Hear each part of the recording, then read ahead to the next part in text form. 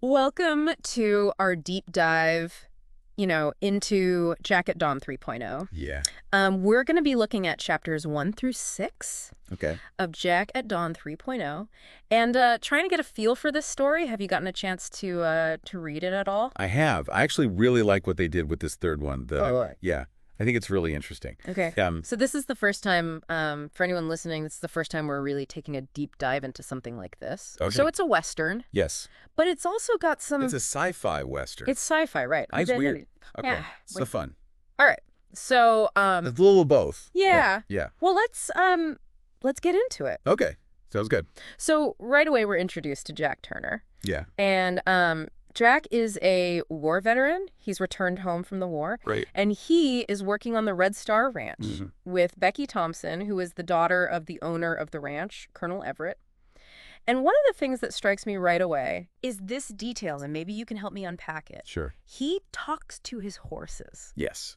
He does. Like full-on conversation. Yeah. And I mean, maybe some people talk to their pets. Right. But this is he's really confiding in these horses. Right. Like they are, all he's got. Okay. So, and he's a veteran. He's come back from the war. Sure. And so you get this sense that he's really struggling.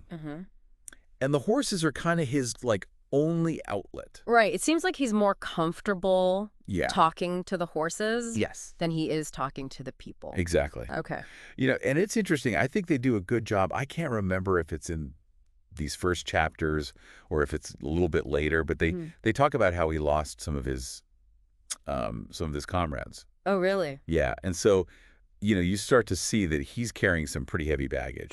So it's not just that he's a little bit awkward, around people after the war, but it's like he's seen some things. He's carrying some trauma. Yeah. Okay. So he's working on the ranch, Red Star Ranch, and he is working alongside Becky. And tell me about her. She's Colonel Everett's daughter? Right. So she is, very capable. She's strong. She can, ride a horse, rope a steer. She's tough. But she also, there's this tenderness to her. Okay. Especially when it comes to the ranch. You can tell that she really loves that land. It's in her blood. So she's got this kind of hard exterior, but inside there's this love for the land. Yes. And are we meant to understand that she and Jack have a connection? Yeah, you start to see it. It's subtle. Yeah. But, the way they look at each other, the way they, there's one scene, I think, where, their hands brush, and it's, electric. Oh. Yeah, oh. so you definitely get the sense that there's something brewing there. So there's a spark between them. Yes. All right. Now, her father. Yes.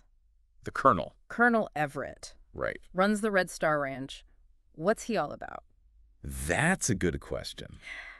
That's kind of the mystery, right? Oh. He's this imposing figure. He's a little bit intimidating. Yeah. And you don't get a whole lot from him. He's kind of shrouded in, secrecy a little bit. Right, and we're getting this from Jack's point of view, right? So it's like Jack's a little suspicious of the Colonel. Oh, for sure. But... And Jack's got, pretty good instincts. Yeah. You would think. From what we've seen so far. So what is it about the Colonel that is making Jack nervous? I think it's a lot of things. It's the way he carries himself. It's the way he looks at Jack sometimes, like he's sizing him up. Yeah. And then there are these late-night meetings. Late-night meetings. What's going on with those? That's the big question. We don't know who he's meeting with or why, but they definitely don't seem on the up and up. So we've got Jack back from the war, haunted by his past. Right. He's finding some solace with these horses. And he's got maybe a little something going on with Becky. Yeah, maybe. But her father, the Colonel, is kind of freaking him out. Yeah, a little bit. So we've got this nice little powder keg here, right? Yeah. Things are about to get interesting. Yeah. Definitely. I think so, too. So Jack's heading into town. He's going to Silver Creek. Right. And Silver Creek is this little dusty town. We've all seen this town in a million Westerns. Exactly. Yeah. Saloons and General store. Yeah, general store. Exactly. And he's going there, I guess, to get supplies. But then also we get this sense that he might be looking for something special for Becky. Yes. Yeah. He's thinking about getting her a dress. Okay. And it's interesting because it's he's starting to imagine a life beyond the ranch. Okay. So he's thinking about Becky. Yes. He's thinking about their future. Yeah. But he's still got this cloud hanging over him Absolutely. of the Colonel and all this weirdness. Right. And he's in town. He's trying to navigate this different world, right? Right. It's not the open range. It's not the quiet of the ranch. Right. There's people everywhere. There's noise. It's overwhelming. And this is a guy we've already talked about the trauma. Exactly. So he's probably a little sensory overload going on. Yeah, for sure. Okay, so he's in town, he's in Silver Creek, and he ends up at the Silver Nugget Saloon. Of course. Where else would he end up? Well, it's a Western, right? Exactly. So he's in the saloon, and there's a new character introduced, Daniel Carter. Right. And he's an outsider, right? Yeah. I mean, you can tell right away he doesn't belong. What is it about him that makes him not belong? Oh, I mean, he's dressed differently. He's got this kind of city way about him. Okay. He doesn't carry himself like the other cowboys. So he stands out. Oh, yeah.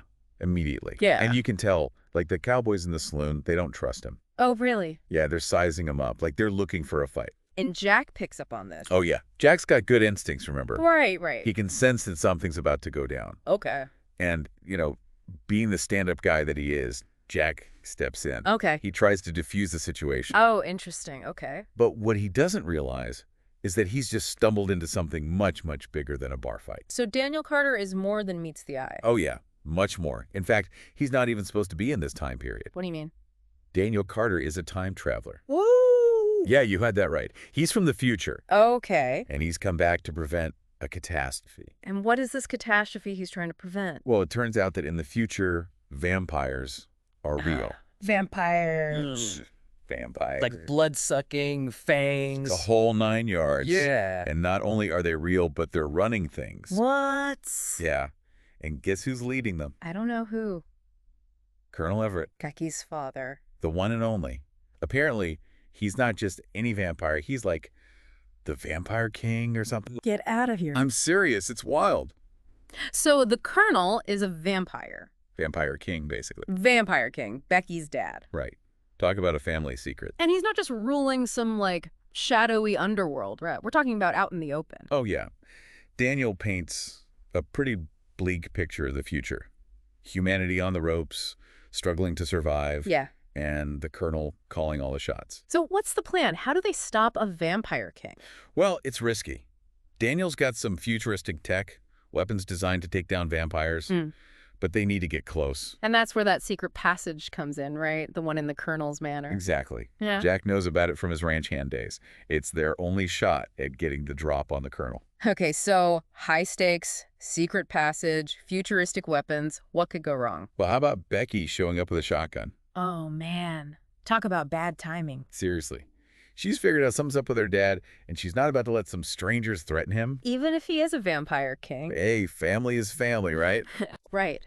But this is a lot for Becky to take in. Understatement. It's pure chaos. The Colonel lets loose, showing just how powerful he really is. Jack trying to protect Becky, fight off the Colonel, make sense of everything. It's heartbreaking. And it doesn't end well, does it? No. Daniel, he doesn't make it. And the Colonel. Gone. Disappeared with Becky, who's, well, she's changed. Changed how? She's one of them now. A vampire, just like her dad. Wow.